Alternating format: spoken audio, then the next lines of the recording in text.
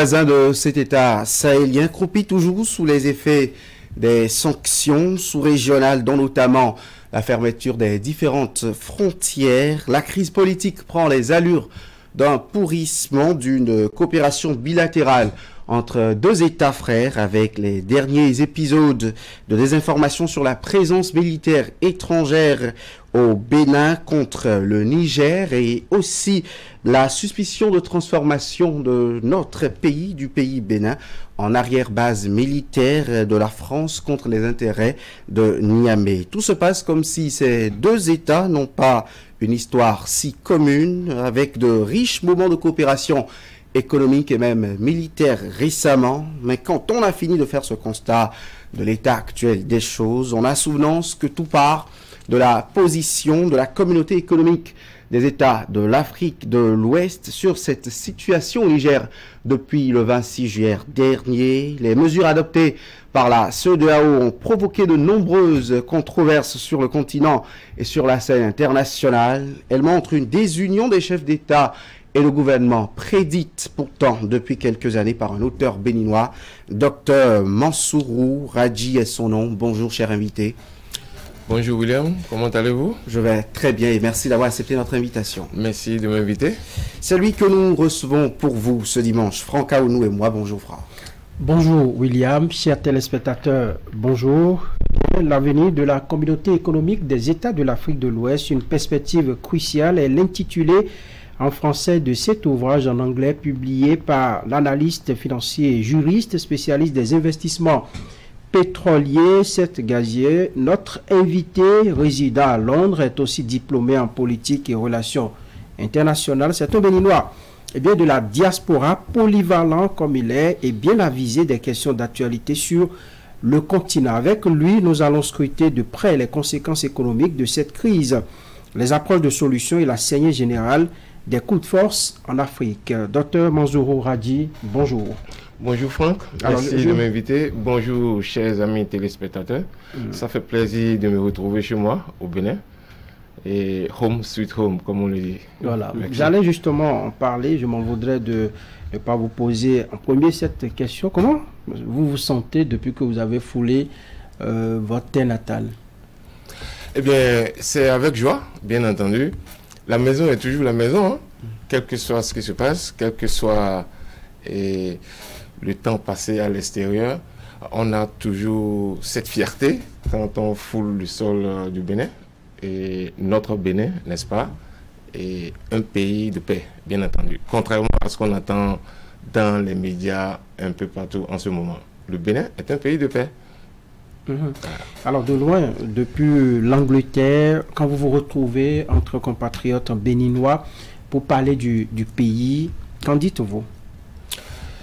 Alors, à Londres, au Royaume-Uni en général, nous avons quand même un haut commissariat des Béninois, HCBE, comme son nom l'indique, et c'est notre association des Béninois de l'Angleterre.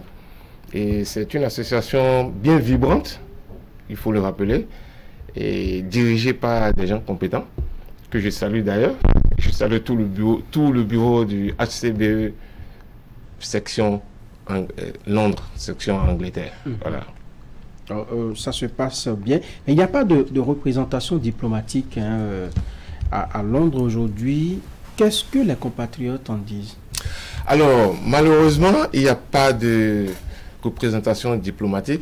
Il y avait un consul honoraire. Un consulat honoraire dans le temps. Et malheureusement, depuis l'administration du président Yahya Boni, je crois que, et surtout après la mort du monsieur, de notre consul, c'était un Anglais, il s'appelait Lando.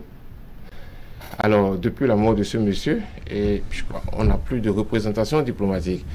Et c'est si je peux lancer un appel au gouvernement, l'Angleterre n'est pas un petit pays.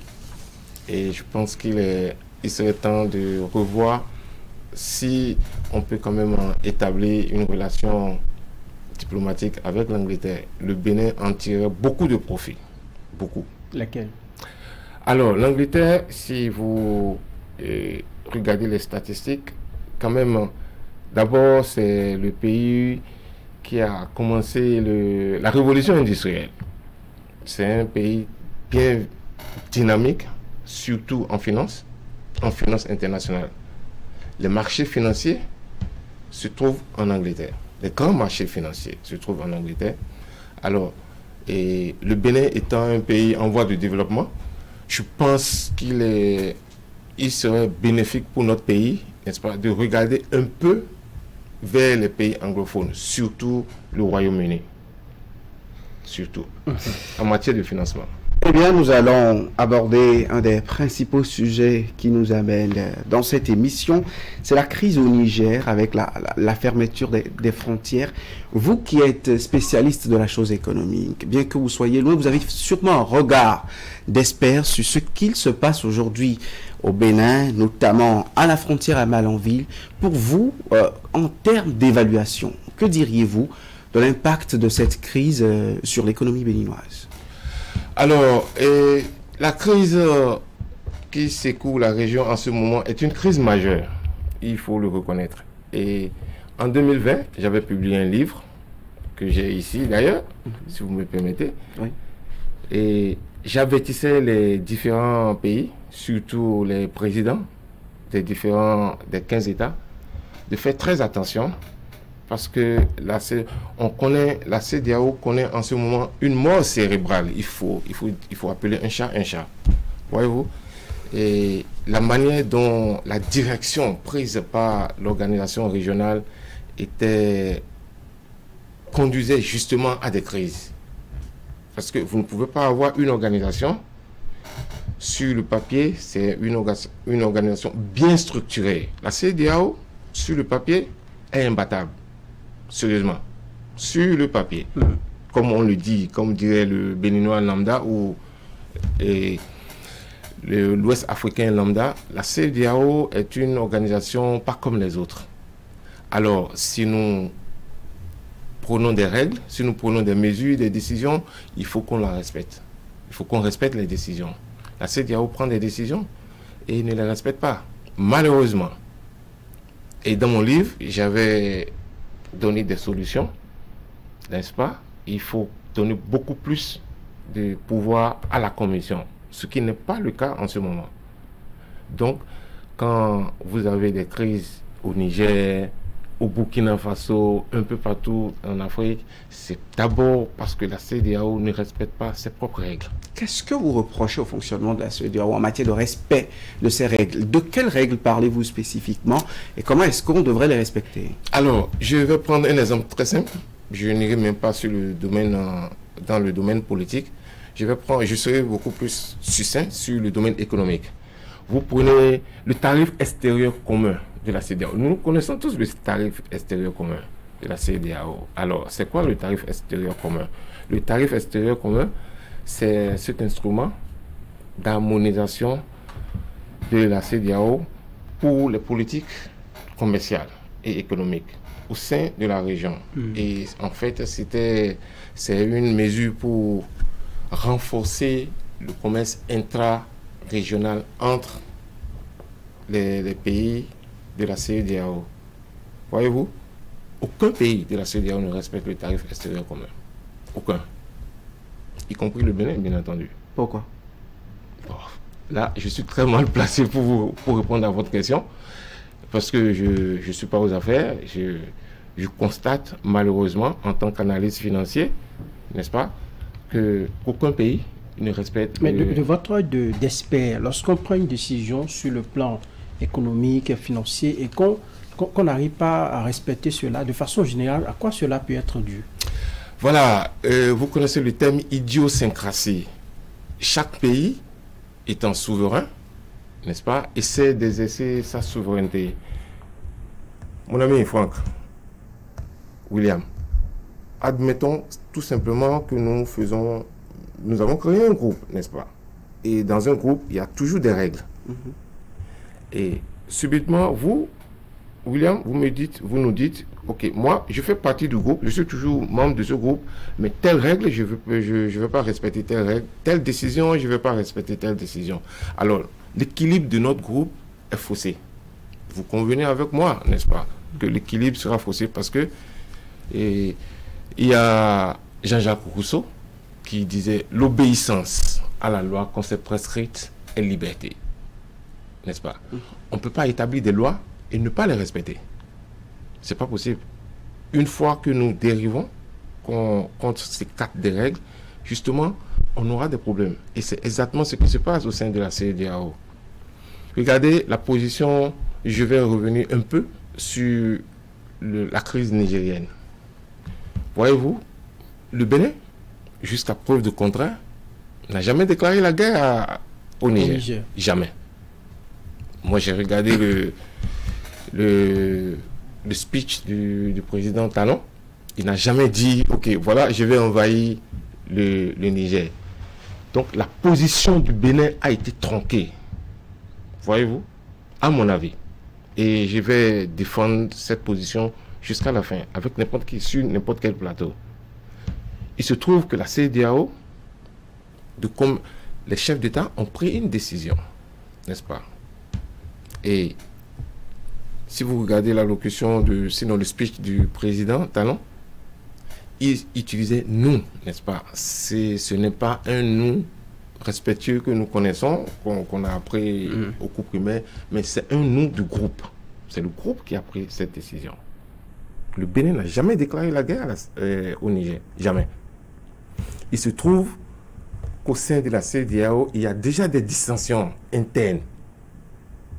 Les pays de la CEDEAO sont tellement bien, c'est-à-dire à l'international, on veut faire croire à tout le monde que, bon, voilà, tout va bien. Mais en fait, rien ne va au sein de la CEDEAO. Bien sûr, ce n'est pas aussi dû à la trop grande apparition du président Talon. Lorsque les décisions sont prises en interne, il était désigné par ses pairs pour, par exemple, les annoncer lors d'une interview, sortir pour en parler, vous donner la position de ses pairs. Ce n'est pas un peu ça?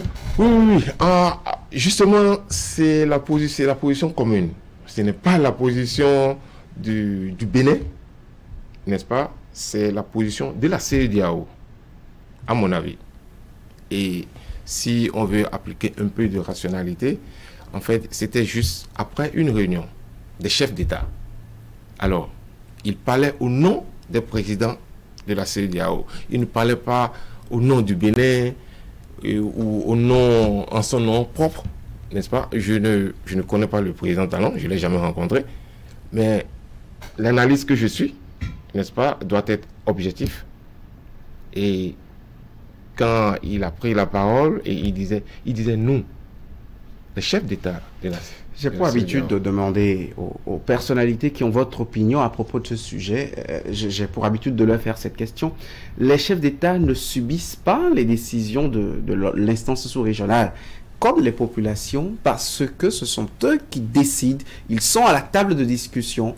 Est-ce qu'à une table de discussion comme celle-là, pour des raisons économiques, et c'est justement sur cet aspect que je vais évoquer votre connaissance et votre expertise, pour des raisons économiques, connaissant par exemple la fragilité de l'économie nigérienne, la fragilité de certaines autres économies autour de celle du Niger, est-ce que les chefs d'État ne devraient pas avoir une opinion contraire, par exemple, à des mesures si fortes contre un État comme le Niger? Absolument. Tout pays a droit d'abord sauvegarder ses intérêts. Et c'est justement ce qu'a fait un pays voisin du Bénin. Je ne veux pas citer le nom ici, peut-être pour le moment. Et en fait, la question est beaucoup plus complexe que ça. Voyez-vous, les chefs d'État, moi j'ai travaillé pour la CEDEAO. J'ai été en 2009-2010, j'étais volontaire à Abuja. Donc c'est une instance que je connais bien. Voilà pourquoi j'ai écrit mon livre sur la CEDEAO et essayer de conseiller, n'est-ce pas, les chefs d'État par rapport aux réunions et surtout par rapport aux décisions qui, en fait, impactent la population, comme vous le dites. Alors, les chefs d'État, j'ai jamais été président, je ne sais pas si je le serai. De toute façon, c'est pas la question. Ce ne sont pas mes ambitions. J'ai pas vocation à diriger un pays. Mais ce que je constate par rapport aux chefs d'État, c'est que les chefs d'État prennent des mesures, surtout au niveau de la CEDEAO. Et les mesures prises par les chefs d'État, normalement, doivent être informées. Pourquoi nous avons des conseillers? Pourquoi les présidents ont des conseillers? C'est justement pour essayer de guider nos présidents sur certains aspects qui probablement échappent à leur jugement. Voilà pourquoi. Mais si l'organisation est si bien bâtie, comme vous l'avez dit à l'entame, pourquoi est-ce que tous les États ne se fondent pas dans ce que dit l'organisation, un peu comme l'Union européenne, qui tient sa force aujourd'hui du fait que l'institution, même l'organisation,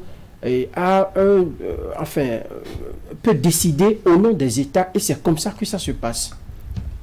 Très bien, c'est une très bonne question.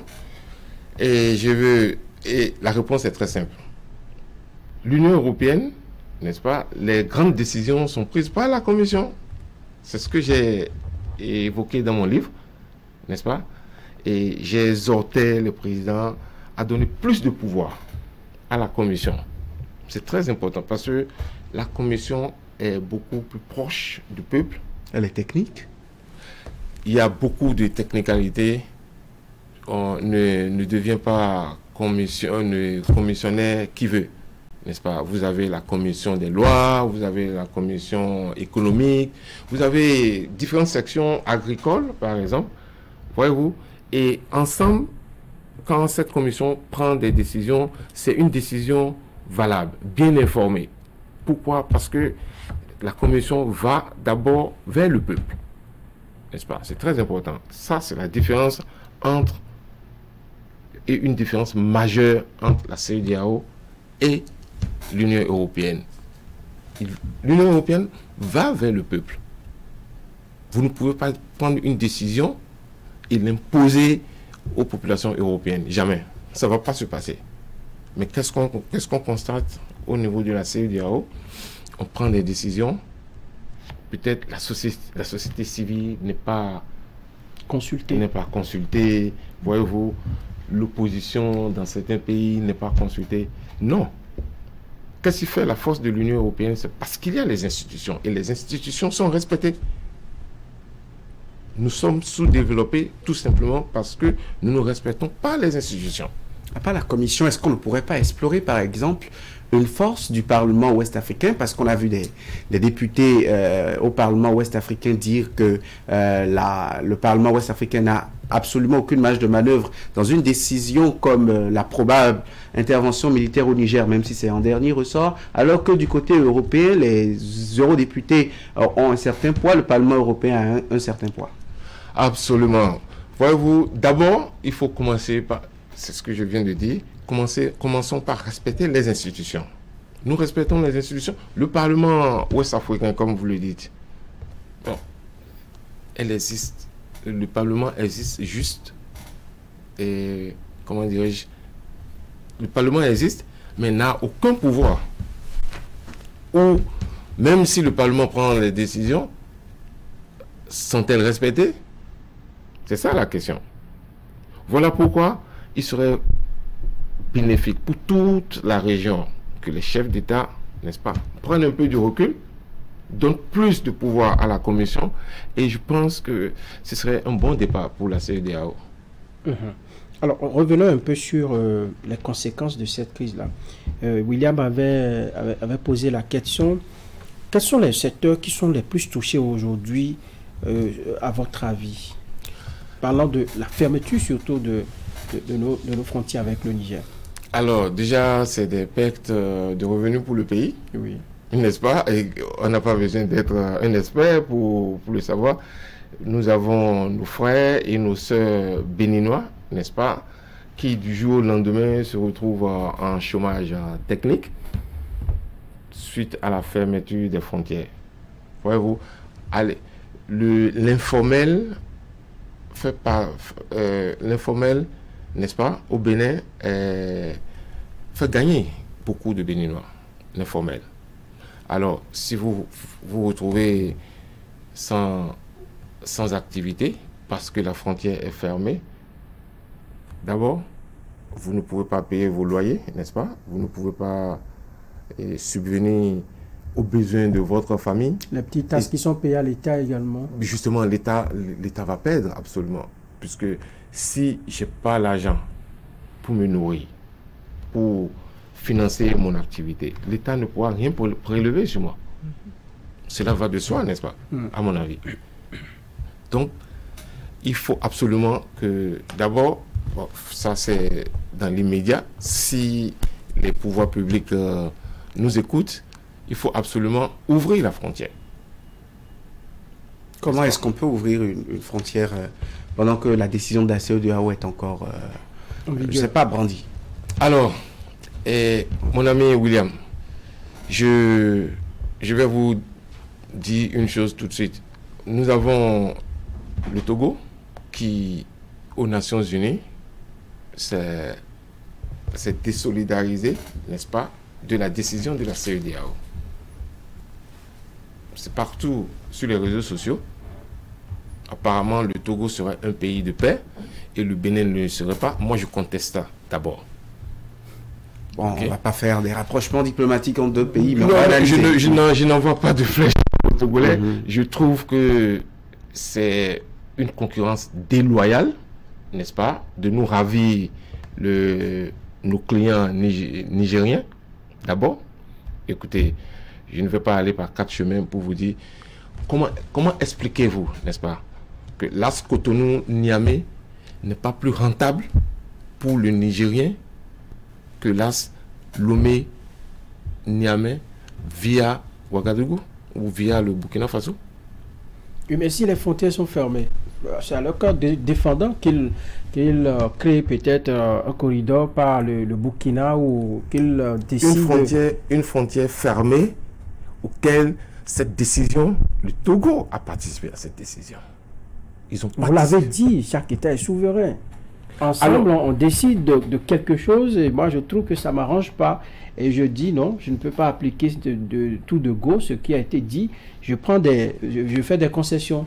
Justement, c'est votre droit le plus absolu de refuser, mais il faut refuser au sein de la CEDEAO. N'allez pas aux Nations Unies, n'est-ce pas, pointer du doigt certains pays, vos voisins. Ça ne se fait pas. Ce n'est pas comme ça. Ah, écoutez, il y a une carence méthodologique dans cette démarche, n'est-ce pas? Nous formons un groupe. Ok? Nous avons pris une décision. Vous n'êtes pas d'accord? Faites savoir au groupe que vous n'êtes pas d'accord. N'allez pas à l'extérieur maintenant. Commencez par chanter vos éloges. On a vu les signes de Faure Gnassingbé qui était un peu proche des autorités nigériennes, n'ayons pas froid aux yeux en le disant. Faure Gnassingbé qui toujours n'a jamais fermé la frontière hermétiquement avec les poutistes. On se souvient de son rôle dans l'affaire des 46 soldats maliens. On connaît sa proximité avec Ibrahim Traoré du Burkina. Faure Gnassingbé n'a jamais eu d'opposition verte avec les poutistes et même dans la position actuelle, ils ont dit que le port de Lomé était une bonne destination si le port de Cotonou leur est fermé. Alors, je ne suis pas d'accord avec votre opinion, tout simplement parce que, d'abord, les États, n'est-ce pas, vous avez des relations diplomatiques avec les États, jamais avec un individu. D'accord? Bon, et Faure Gnassingbé, un jour ou l'autre, quittera le pouvoir. Le Togo va toujours rester, n'est-ce pas? Ce qui veut dire que le Togo est perpétuel. Faure Gnassingbé ne l'est pas. Et ceci est valable pour tous les présidents. Un jour ou l'autre, vous partirez. Alors, si vous me dites que Faure Gnassingbé est ami avec tel président, qui lui aussi est temporaire, n'est-ce pas? Là, le débat est faussé. Les relations entre les peuples ne dépendent pas des relations entre les dirigeants. Aujourd'hui, écoutez, si je suis président d'un pays A, n'est-ce pas? Et après mes 2 mandats, je pars, un autre président viendra et va continuer. N'est-ce pas? Les relations entre pays ne doivent pas se limiter ou ne doivent pas être fondées sur des relations entre individus. La personne de chef d'État. Voilà. C'est pas possible. Et c'est justement ce qui mine les pays de l'Afrique. Mais au niveau de la CEDEAO, quel est le mécanisme mis en place pour, par exemple, lorsque vous acceptez une décision de façon commune, que vous n'ayez pas la possibilité, une fois sorti des locaux de la CEDEAO, de dire non ou d'aller ailleurs dans une autre tribune pour dire nous nous désolidarisons de ce qui a été dit au sein de la CEDEAO. Qu'est-ce qui est prévu dans le fonctionnement de la CEDEAO pour contraindre les chefs d'État à respecter les décisions qu'ils ont acceptées au sein de la CEDEAO? Malheureusement, il n'y a pas de mécanisme, à mon avis. Il n'y a pas un mécanisme. Tout simplement, je vous dirais tout simplement, c'est la volonté politique. OK? Et il y a des dissensions au niveau de l'Union européenne, n'est-ce pas? Mais vous ne verrez jamais les... Je prends un exemple, le Brexit. OK? Rappelez-vous du Brexit. En 2016, le Royaume-Uni a quitté l'Union européenne. Mais ils l'ont fait dans une démarche bien ordonnée. Bien entendu, c'était acrimonieux, mais c'était ordonné. Ils se sont entendus, ils ont négocié, ça a pris beaucoup de temps, mais finalement, il y a eu un accord. Alors, nos présidents de l'Afrique de l'Ouest, des chefs d'État de la sous-région, alors, vous n'êtes pas d'accord avec vos pairs, faites-le savoir. N'allez pas aux Nations Unies, n'est-ce pas, pointez du doigt un pays. Est-ce qu'ils sont écoutés, les chefs d'État qui n'ont pas la voix majoritaire, c'est-à-dire ils sont 15, si 8 sont d'accord et qu'on se retrouve dans l'effectif des 7 qui n'ont pas forcément un avis favorable, est-ce qu'ils ont des moyens de s'écouter, ou ils font comme le Cap-Verdien, silence plat, ils se résignent ou ils se taisent? Alors, voyez-vous, je ne sais pas si vous êtes familier avec les décisions juridiques anglaises. Voyez-vous, le juge anglais, ou si vous avez, ou la cour suprême anglaise, la cour suprême de l'Angleterre. Voyez-vous, si vous prenez leur décision juridique, généralement vous avez un panel de 3 juges. OK? Et généralement, c'est des juges qui ne s'entendent pas sur les décisions. Et vous verrez, un juge dira, OK, le premier juge, par exemple, c'est un exemple que je vous donne. Le premier juge dira, par exemple, moi, voilà mon raisonnement. Et un autre dira, moi, je ne suis pas d'accord avec ce raisonnement, et pour cela, je vais voter dans telle direction. Si au moins, c'est la même décision, n'est-ce pas? Mais vous avez des juges qui ne sont pas favorables pour aller dans la même direction. Oui. Alors, donc, il y a une opinion différente qu'ils mettent toujours dans leurs décisions. Mais finalement, comment ils s'accordent pour sortir une décision? La majorité l'emporte. La majorité l'emporte. Mais au moins, on sait que tel juge n'est pas d'accord avec cette décision. C'est-à-dire qu'il y a le choc des idées. Voilà, vous avez un débat interne, n'est-ce pas? Et qui est rendu public par la suite. Et si vous prenez la décision, là, vous saurez que, oh, OK, juge X a voté pour, juge Y a voté contre. La CEDEAO pourrait adopter, on dit en anglais, it is not rocket science, ce n'est pas si savant que ça. Voyez-vous, si le Bénin prend une décision et le Togo n'est pas d'accord, le Togo peut manifester son désaccord à l'intérieur de la CEDEAO, jamais aux Nations Unies. Donc pour vous, ça n'est pas une bonne démarche? À mon avis, il y a une carence méthodologique dans cette démarche. D'accord.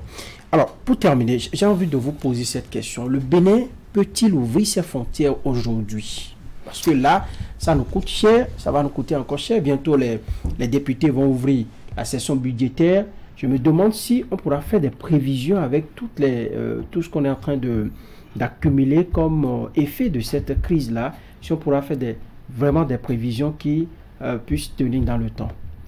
Alors, la pente est difficile à remonter, mais c'est toujours faisable. Moi, je vais conseiller à nos pouvoirs publics d'ouvrir la frontière dans l'immédiat. Là, on dira qu'on est allé encore contre la décision de la CEDEAO. On a fait carrière sur. Écoutez, Écoutez, nous avons une organisation régionale qui manifestement ne marche pas.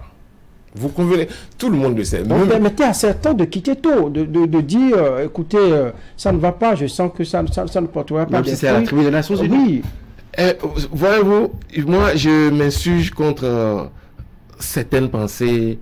Vous voyez, sur les réseaux sociaux, on vilipende le Bénin, on va vilipender notre président. Moi, je suis patriote. Je vais simplement conseiller à notre président d'ouvrir, parce que dans le cas d'espèce, il faut limiter les dégâts pour nos revenus. Il faut sincèrement limiter les dégâts. Et limiter les dégâts passe par l'ouverture des frontières. Et maintenant, ce qu'on appelle en anglais limit the damage. C'est-à-dire on va limiter les dégâts. Et on va faire un geste envers nos frères nigériens. Le Bénin n'est pas en guerre contre le Niger. Écoutez, je ne connais pas bien la configuration du Niger, mais je me rappelle quand même que le dindi béninois n'est-il pas le djema du Niger? Elles sont proches, les langues sont proches. Alors, on n'a pas besoin, n'est-ce pas, de mettre de l'huile sur le feu et dire que bon, voilà, le Bénin est un pays va en guerre. Non, nous ouvrons les frontières pour montrer à nos frères nigériens que, écoutez, c'était un malentendu parce que notre position était truquée au départ. On a délégué notre président pour être le porte-parole, n'est-ce pas, et dit une décision vraiment impopulaire, sérieusement impopulaire, partout en Afrique. Ok? Alors, il y croyait quand il le disait, c'était pas à contre-cœur, sûrement. Parce qu'on a vu la diplomatie béninoise défendre cette décision et continuer de la défendre jusqu'à l'heure actuelle. Justement, bon, pour la diplomatie béninoise, c'est une autre question. Nous avons une diplomatie qui, à mon avis, est un peu amorphe, qui doit être une diplomatie beaucoup plus dynamique. On en parlera tout à l'heure. On en parlera. Alors, pour terminer vraiment sur le sujet, vous préconisez que l'État béninois ouvre les frontières. Dans l'immédiat. Dans l'immédiat. Oui. Voilà. On vous aura compris. Mais tout cela est survenu à la suite d'un coup de force qui a été perpétré au Niger. Aujourd'hui, on se demande où se trouve véritablement la thérapie contre ce mal qui est en train de sévir en Afrique à nouveau. Certains l'ont appelé la deuxième saison des coups d'État. Alors, voyez-vous, si nous avons des États qui ne respectent pas leurs propres institutions, et si vous avez certains chefs d'État qui veulent rester au pouvoir toute leur vie, n'est-ce pas, au détriment du peuple, vous aurez absolument des coups, n'est-ce pas? Parce qu'à un moment donné, le peuple commence par réagir, le peuple commence par dire non, enough is enough. Trop, c'est trop, n'est-ce pas? Et c'est exactement ce qui se passe un peu partout.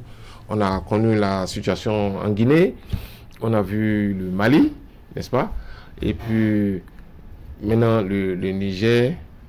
Respectons nos institutions. Si nous respectons les institutions, absolument, il y aura moins de coups. Les coups, bien entendu, c'est inconstitutionnel, n'est-ce pas? Mais parfois, les coups peuvent être salvateurs. Parfois.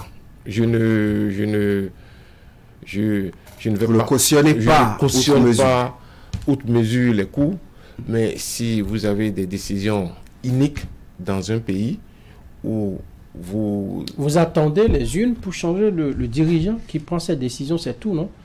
Et là, on continue par respecter les institutions. Alors, vous et moi, monsieur, mon ami Franck, vous n'êtes pas au parfum des... Nous ne sommes pas proches des pouvoirs publics. On ne sait pas comment et par quel miracle il y a des informations selon lesquelles tel président serait en train de faire ci. Et les militaires, bon, vous savez, nos militaires, nous avons quand même des militaires qui sont patriotes, qui aiment leur pays. Et parfois, leur démarche n'est toujours pas la démarche. Et dans la majorité des cas, leur démarche n'a jamais été la démarche d'un civil. Et pour la plupart, ce sont les militaires, bien entendu, ils sont proches des présidents, soit de la garde présidentielle, soit des aides de camp, soit des gens très proches qui ont participé pendant plusieurs années avec le président, la gestion du pouvoir, et qui subitement trouvent en la méthode de ce monsieur-là une méthode qui ne favorise pas le développement et qui prennent les armes pour le dégager. C'est trop facile, non? C'est trop facile, n'est-ce pas? Je suis d'accord avec vous, mais si vous avez une opinion publique en Afrique qui voit déjà une ingérence étrangère d'une puissance, n'est-ce pas, la France, et qui, n'est-ce pas, adoube certains coups et condamne d'autres, visiblement, il y a un double langage. Voyez-vous? Et nos chefs d'État doivent normalement comprendre ce double langage de la France. Et à mon avis, la France doit se libérer de certains symboles en Afrique. Dans tous les cas, on l'y contraint aujourd'hui dans les pays où elle avait une certaine assise, une certaine notoriété. Aujourd'hui, ce n'est plus le cas. Oui, ce n'est plus le cas. Et vous avez, comment dirais-je, vous avez des panafricains, n'est-ce pas, des mouvements panafricains, des mouvements panafricains qui sortent ici et là et qui disent que bon, dégageons la France, dégageons la France. Écoutez, franchement, nous dégageons la France et puis quoi? La France a fait beaucoup de mal à l'Afrique. Ça, personne ne conteste ce... Comme le Royaume-Uni aussi en a fait, comme toutes les puissances... Justement, comme toutes les grandes puissances. Mais vous dégagez la France et puis quoi? On aura toujours à faire face et puis on se tourne vers d'autres puissances qui ne nous feront pas certainement aussi mal que la France. Mais qui vous dit que d'autres puissances ne feront pas pire que la France? Oui, n'écoutez pas ces panafricains. Oui, de votre position d'analyste, hein, oui. Dites-nous, est-ce que c'est la meilleure méthode aujourd'hui? On change, on dégage une puissance et on change de direction. Est-ce que c'est vraiment réfléchi de la part de ces pays africains-là qui décident de se choisir d'autres partenaires en oubliant définitivement la France? Bon, vous savez, la France s'est mise dans une position vraiment inconfortable, sérieusement inconfortable, parce que le coup au Niger, par exemple, était une affaire interne. Okay? Vous condamnez et vous laissez faire. Vous regardez, vos intérêts ne sont pas menacés. Les intérêts de la France n'étaient pas menacés. Au Niger, au Burkina et au Mali, les intérêts n'étaient pas menacés. Les intérêts de la France n'étaient pas menacés. À mon avis, si la diplomatie française était celle qu'elle était, vous laissez faire et puis on ne peut pas imposer la démocratie à un pays. Nous avons constaté George Bush. Oh, j'irai en Irak, mais remettre la démocratie, n'est-ce pas? On a vu comment ça s'est terminé. L'Irak aujourd'hui est un pays failli parce qu'on veut importer le modèle européen, le modèle américain, le modèle européen. Chaque pays a ses spécificités. Chaque région a ses spécificités. C'est pareil pour la Libye. Pour la Libye aussi, voilà. Merci beaucoup. Ouais, vous ne pouvez pas imposer la démocratie. En tout cas, la démocratie telle qu'elle est pratiquée en Europe, en Afrique, je ne pense pas, avec nos réalités sociaux. Et pourtant, c'est des règles universelles, non? Les règles qui fondent la démocratie, les droits de l'homme, la liberté d'expression, l'alternance au pouvoir. Qui vous dit que c'est des règles universelles? Même en Afrique. Thomas Jefferson disait que tous les hommes naissent libres, égaux en droit et en dignité, mais en même temps, il avait 175 esclaves dans sa plantation. Vous le savez-vous? Des travailleurs? Des esclaves. Thomas Jefferson, l'un des pères de la Constitution américaine.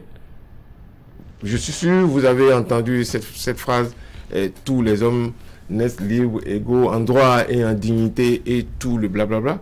Mais en même temps qu'il disait ça, il avait 175 esclaves. Est-ce que ce ne sont pas toutes ces choses qui ont travaillé au fil des ans pour que Abraham Lincoln on arrive à l'abolition de l'esclavage? des Jefferson pour commencer par déblayer le chemin, même s'ils étaient pro-esclavagistes. Voilà, justement, c'est pour vous dire que quand vous avez nos éclairés, n'est-ce pas, et je reviens sur le domaine académique et intellectuel, vous avez des intellectuels et surtout constitutionnalistes, vous avez des...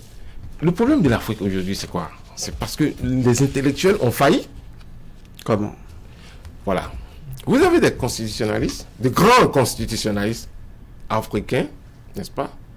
Ils disent, oh non, en fait, cet article, on peut toujours modifier l'article pour que tu fasses un 3e mandat. Non! 2 mandats, c'est 2 mandats. Ça s'arrête là. Avez-vous, surtout les constitutionnalistes d'obédience française, voyez-vous, les Français, vous ne verrez jamais, et au grand jamais, des pays anglophones, n'est-ce pas, se livrer à ce jeu de tordre le cou à la Constitution parce qu'ils sont éclairés. Nos intellectuels, bon, peut-être que nous sommes tous des intellectuels ici, et peut-être que la faute nous incombe à nous tous, n'est-ce pas? On veut montrer à l'Africain, à notre frère, qui n'est pas plus instruit que nous, n'est-ce pas? Que, bon, ok, voilà comment ça se fait. Mais en fait, nous tordons le cou à la Constitution. Que peuvent réellement des constitutionnalistes dans un État où le chef de l'État est suffisamment puissant et qui peut, en vous demandant par exemple, en vous faisant une offre que vous déclinez, peut vous rendre la vie dure, peut vous transformer votre vie en enfer?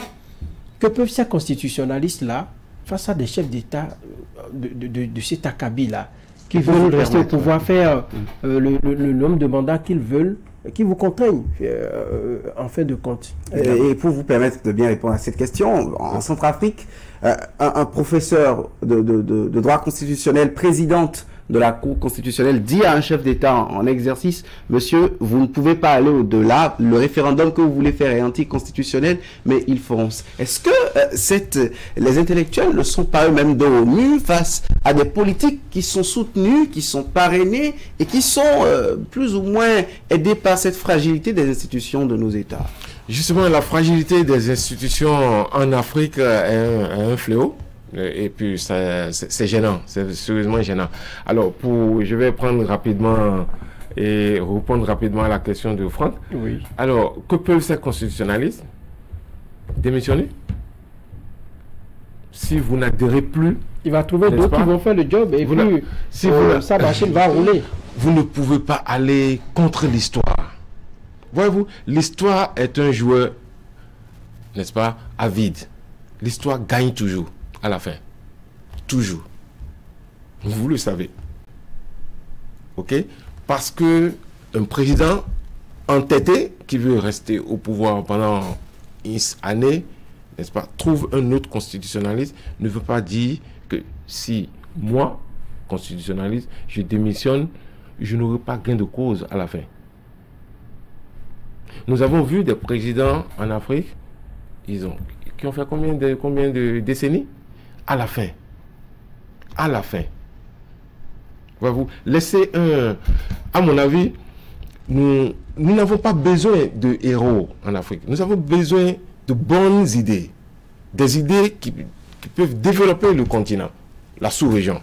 On n'a pas besoin d'héros, on n'a pas besoin de se terminer. Vous pensez, je vais vous donner l'exemple de 2 constitutionnalistes. Alpha Condé, qui a enseigné la Constitution même aux Français à Paris, est devenu président de la République, a fait un 3e mandat. Kaïs Saïd a prié tous les dieux de Tunisie contre Nabil Karoui pour être le maître de la Tunisie aujourd'hui. Il a suspendu un parlement entier. Est-ce que vous pensez que les politiques ne sont finalement pas beaucoup plus forts que ces intellectuels à qui vous jetez un peu la pierre ce matin? À l'origine, étaient les intellectuels, les éclairés, les pères fondateurs de l'Afrique. N'est-ce pas? Et après, c'est des gens qui étaient conseillés par des intellectuels, comme vous le dites.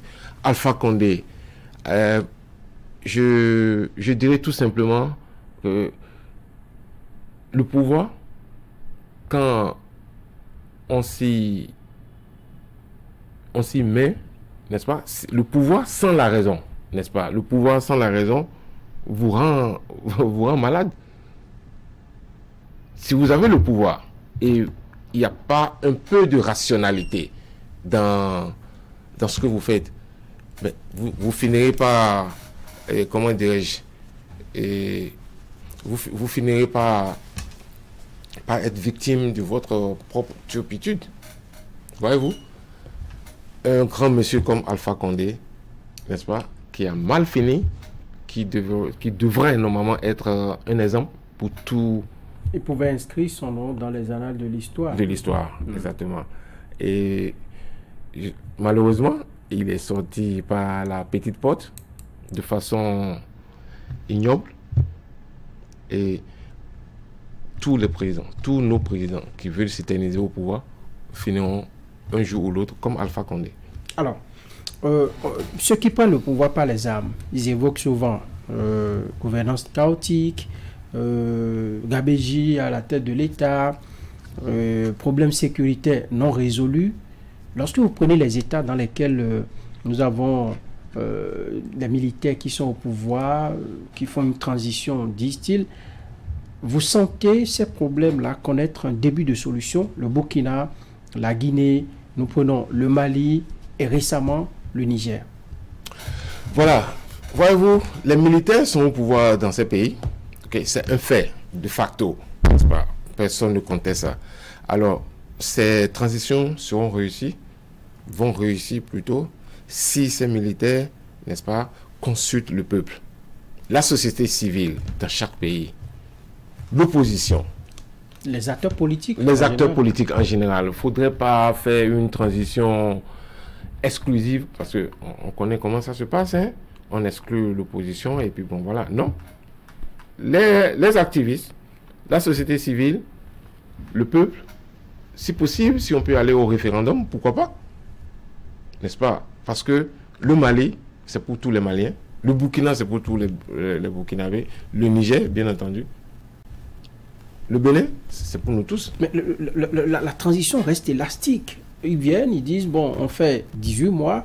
D'autres disent, on fait 3 ans. Mais ils n'en finissent pas de proroger la transition. Mon ami Franck, le gouvernement, c'est quoi? Ou l'État, c'est quoi? C'est vous, c'est moi, c'est nous tous. D'accord? Si on part de ce principe, aucun groupe ne peut s'éterniser au pouvoir. Avec les militaires, c'est exécution avant réclamation. Ils ne connaissent pas tout ce que vous dites là. C'est avec les politiques qu'on joue. Je ne suis pas d'accord avec vous parce que nous avons des militaires très éclairés qui sont très brillants et c'est des gens qui ont fait de grandes écoles européennes, américaines et qui savent très bien, qui sont doués en sociologie comme vous et moi, qui sont très bien en analyse économique. Alors, il reste des militaires. Il reste des militaires. Mais c'est juste pour vous dire qu'il y a un peu de rationalité. On a des militaires maintenant qui sont très rationnels. N'est-ce pas? Ils sont vraiment rationnels. Et moi, je ne vais pas jeter l'opprobre sur les militaires et dire que bon, ils vont s'éterniser au pouvoir. Personne ne peut s'éterniser au pouvoir. Voyez-vous? Un pays, n'est-ce pas, quel qu'il soit, demeure. Nous, les individus, nous partirons. C'est ça, la réalité. Nous avons encore 10 minutes dans cet entretien Zone Franche de ce dimanche.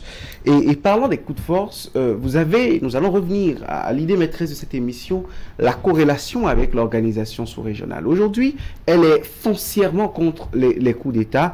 C'est le maître mot de Bola Ahmed Tinubu quand il venait à la présidence en exercice de l'organisation sous-régionale. Il y a le protocole additionnel de Lomé et beaucoup de dispositions de cette même instance sous-régionale qui proscrivent les coups d'État, mais ils n'en finissent pas. Pour vous, de l'analyse que vous avez eu à faire, des prédictions que vous avez dites dans votre ouvrage, quelle est la solution, quelle est la thérapie, comme l'intitulé de ce sous-thème, contre les coups d'État en Afrique de l'Ouest et en Afrique en général? Alors, la solution, elle est très simple, n'est-ce pas? Les constitutions, la majorité de nos constitutions, n'est-ce pas, sont très claires. 2 mandats. pas plus. Alors, si, surtout dans nos pays francophones, vous avez des présidents qui essaient de tordre le cou à la Constitution et qui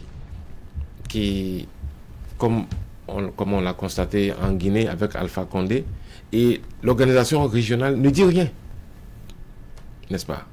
La CEDEAO devrait normalement intervenir en Guinée et dire non, Alpha Condé, tu as fait tes 2 mandats, tu t'en vas. Mais ce n'est pas le cas. Donc, c'est exactement ce que je disais au début de cette émission. Vous avez une organisation qui, sur le papier, est bien ficelée, bien réglée, mais dans la pratique, rien ne se fait. On consent. Nous avons beaucoup de pays en Afrique de l'Ouest où il y a des chefs d'État qui sont encore à leur 4e ou peut-être 5e mandat. L'organisation ne dit rien. Ce qui veut dire que l'organisation aussi a des problèmes. Donc l'organisation doit absolument se réorganiser, n'est-ce pas, pour rétablir l'équilibre. Et moi, franchement, je pensais que le Bénin pouvait, c'est exactement ce que je disais dans mon livre, que le Bénin pouvait essayer d'entamer une réforme de la CEDEAO. Comment? Des négociations. Commencer les négociations. À lui Okay? seul. Mais sur 15 pays. il faut commencer quelque part, n'est-ce pas? Organiser quelque chose. Organiser, d'abord, à mon avis, parce que nous avons, malheureusement, nous avons notre président qui fait son 2e mandat, n'est-ce pas? Son second mandat. Son second mandat. Et il n'est pas trop tard pour entamer les discussions, n'est-ce pas? Et redorer le blason de la CEDEAO. Moi, je vois notre président, il pourra bien réussir ce coup. Ce n'est pas un coup de force, mais ce serait peut-être la contribution du Bénin. Vous pensez qu'il sera un interlocuteur écouté aujourd'hui dans cette CEDEAO décousue par la crise nigérienne, qui était la goutte d'eau la plus débordante? Et pourquoi pas? Et pourquoi pas? Mais avez-vous posé la question au président, ok, voulez-vous envahir le Niger? Il vous dira non. Je ne suis pas son conseiller, mais il vous dira non. Le porte-parole du gouvernement l'a dit à plusieurs reprises. Mais avec tout ce qu'il a subi comme, disons,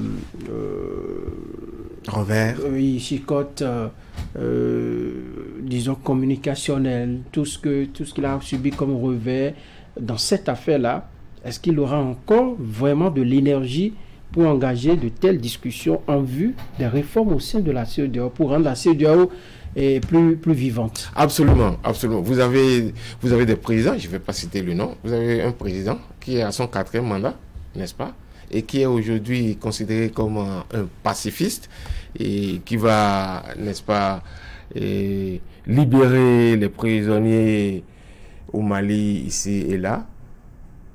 Et notre président a encore la côte. Il a encore la côte. Et si on peut oublier les méfaits du président dont je vous parle, mais le président quand même n'a rien fait de mal jusqu'à présent. Les effets de cette crise-là vont passer. Ça passera. C'est des négociations. C'est ça? Absolument, c'est des négociations. Le Bénin et le Niger, nous sommes des frères, n'est-ce pas? On peut écarter la France. Comme le pays dont vous parlez aussi, c'est un pays très frère et ami. Mais un pays frère qui nous vole quand même nos clients. Ça ne se fait pas entre amis. Si nous sommes frères, n'est-ce pas? Tu ne vas pas me couper mon business. Parce que quelque part, il y a un manque à gagner pour les finances. Vous êtes financé dans un monde aussi, enfin, un monde capitaliste où on peut profiter de toutes les situations pour arranger un peu sa posture financière, économique, comme tout ce que vous voulez. Vous allez attendre, dormir sur vos lauriers, dire, l'autre dit, il est mon frère, je ne veux pas profiter d'une situation qui peut m'apporter du tonus financier. Mon ami Franck, bon, je ne veux pas vous définir ce que c'est qu'une concurrence déloyale.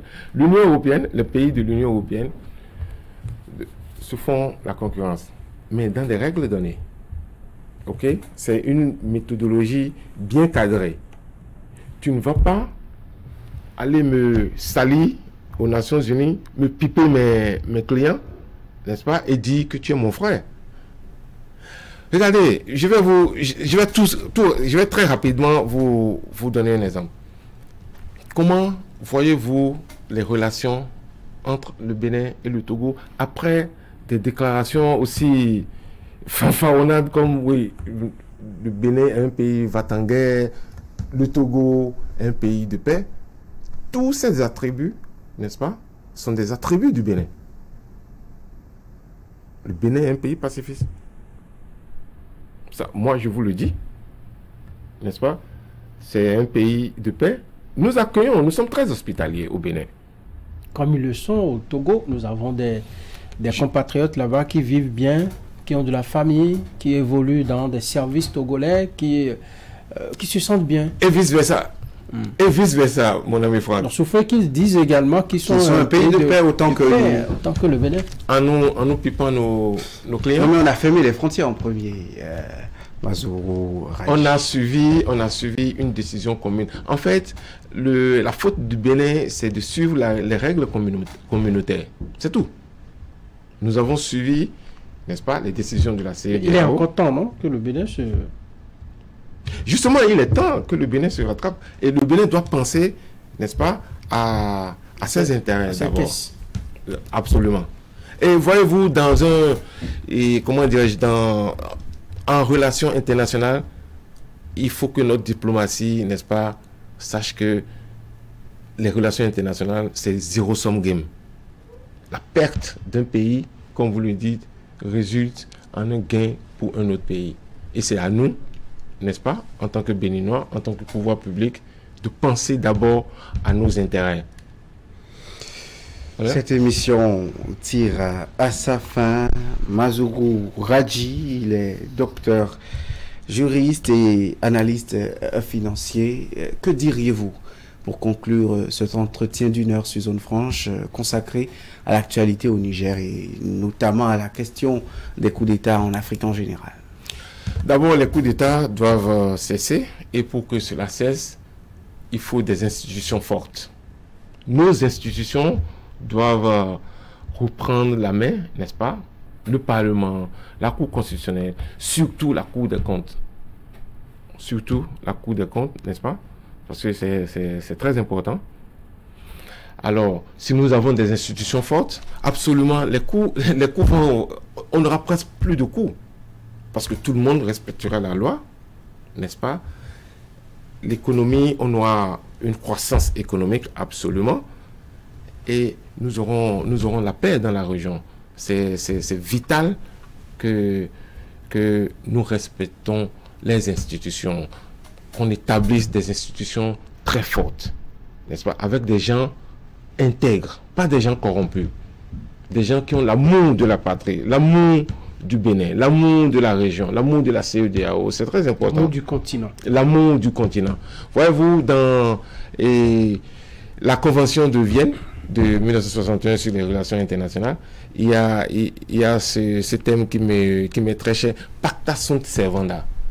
Les traités doivent être respectés, les contrats doivent être respectés, les institutions doivent être respectées. Voilà. Allez, Dr Mazuru Radji, vous étiez l'invité de ce dimanche sur Zone Franche. Vous avez encore quelques semaines à passer au pays. En agenda pour le reste du temps que vous voulez passer au pays?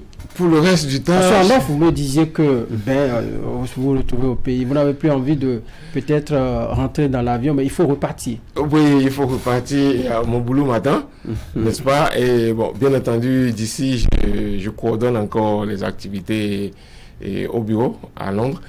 Alors, mais mon plan, j'irai manger de la bonne bouffe béninoise un peu partout. Et dans le nord de l'Iyampilé, à satiété, là-bas, on dépense peu, mais on mange beaucoup. Alors, je vous file le petit secret. Et si vous allez dépenser un peu plus, vous allez m'amener au nord et puis nous allons ensemble prendre de l'Iyampilé et toutes les autres variétés culinaires du Bénin. On en a assez, n'est-ce pas? Du moyo, j'en ai pris déjà. Alors, merci pour mon ami qui m'a fait goûter du moyo hier. Je me suis bien délecté. Voilà. Allez, docteur Manzoro Radi, merci d'être passé sur Zone Franche. Mesdames et messieurs, merci pour votre aimable attention. On se reprend dimanche prochain avec le même plaisir. Je profite pour remercier toute l'équipe de réalisation de cette émission. Et vous connaissez les canaux de rediffusion. Et surtout, n'oubliez pas d'aller sur nos pages digitales pour suivre cette émission que vous auriez raté ou que vous n'avez pas suivi en intégralité. On se retrouve dimanche prochain.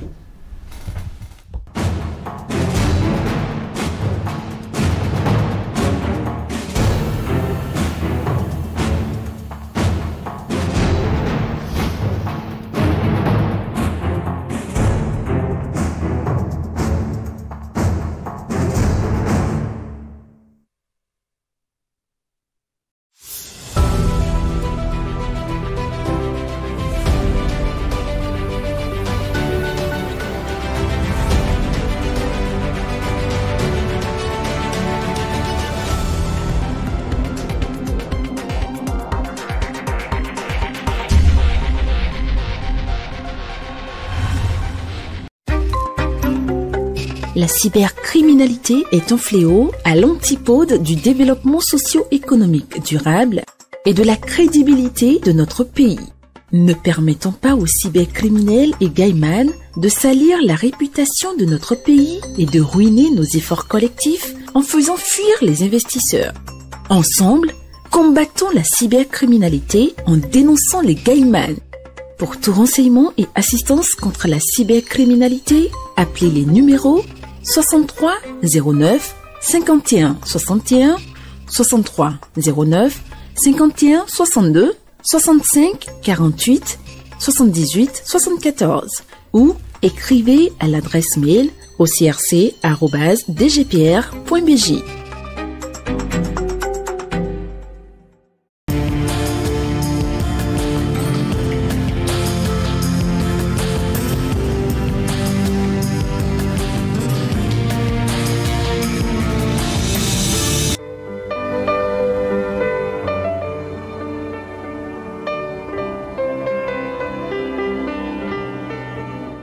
Monsieur Roumenou Soubémenou, bonsoir. Bonsoir, madame. Soyez le bienvenu sur notre plateau. Merci, madame.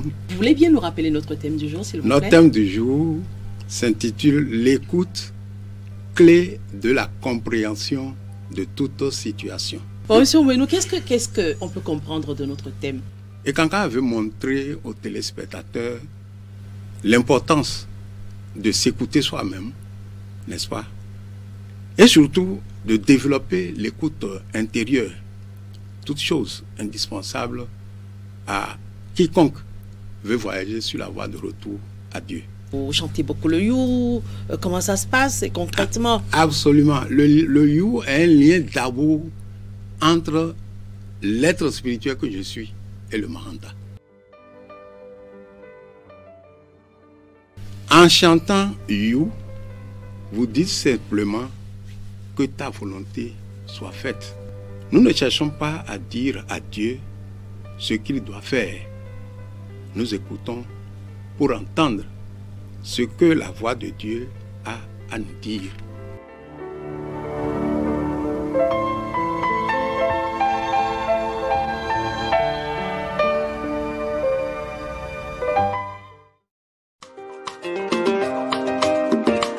Quand il dit, il fait toujours. Son crayon n'a pas de corps. Dieu, Dieu. 3 fois Dieu. Merci beaucoup, prophète Isaïe, pour tes conseils. Ce que Dieu a fait pour moi, personne ne pourra le faire. Ce que Dieu a fait pour moi, personne ne pourra le faire. Il m'a fait sortir de la boue, il m'a rendu blanc comme neige. Grâce à lui, ma vie est un succès. Alors que pour l'homme, j'étais fini. J'ai dit Dieu est bon, yeah. Dieu est bon, yeah. J'ai dit Dieu est bon, Yakoubou. Dieu est bon, yeah. Son crayon n'a pas de gomme à main. Dieu est bon, yeah.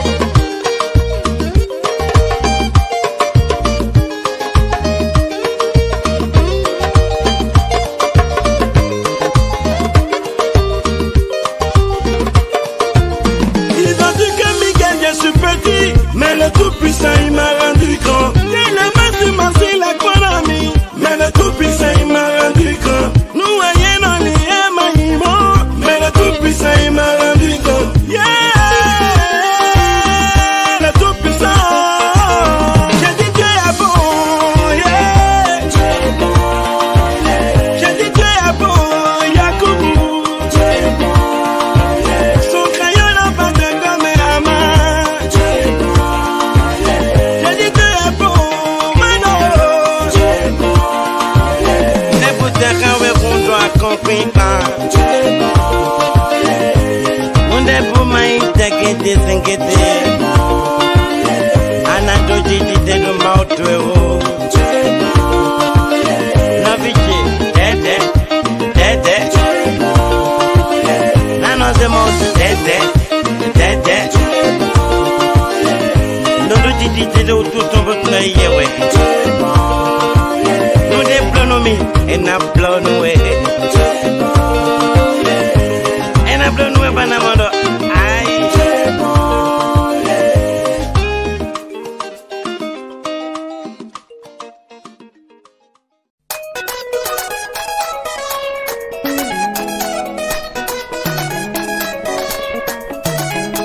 Oh, si tu savais ce que j'avais vécu, tu me tendrais la main au lieu de m'en vouloir.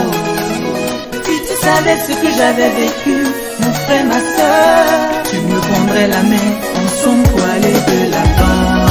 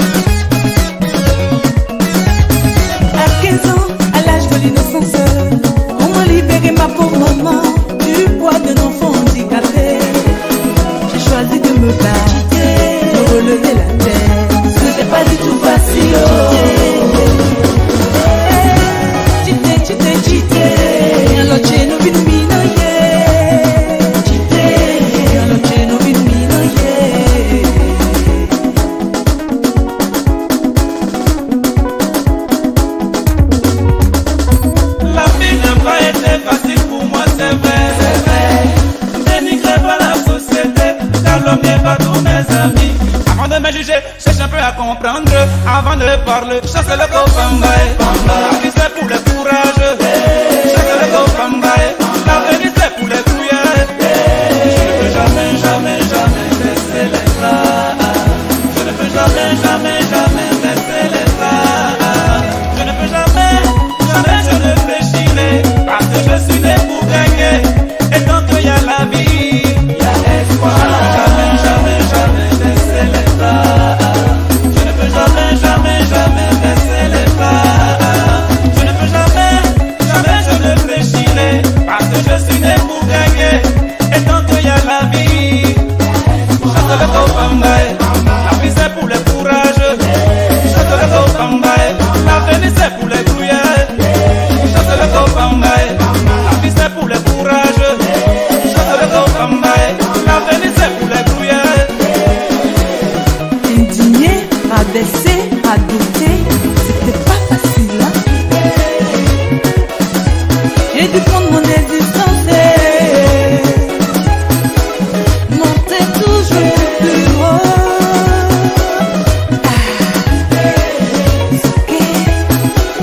Danser, yepa, la la la la la la la la la la la. Yeah. La vie c'est pour les courageux. Chasse le copambaye. L'avenir c'est pour les couillards.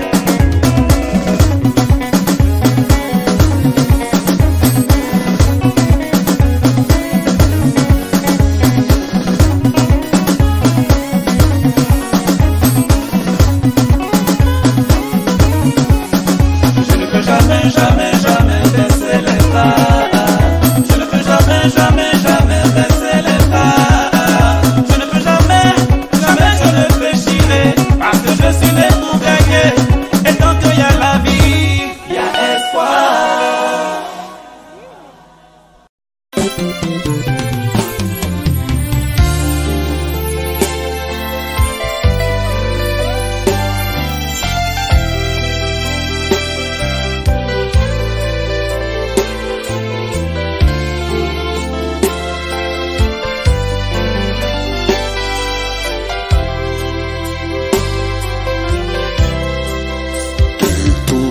Mon cœur,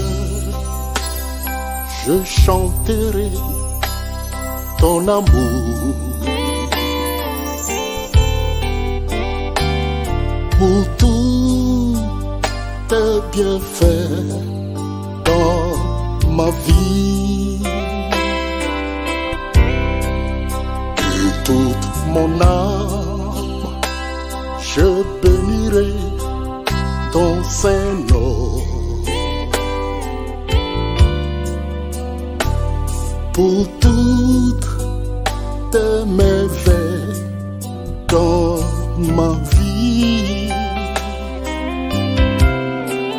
J'étais perdu et aveugle dans ce monde. Et maintenant, Seigneur, je vois.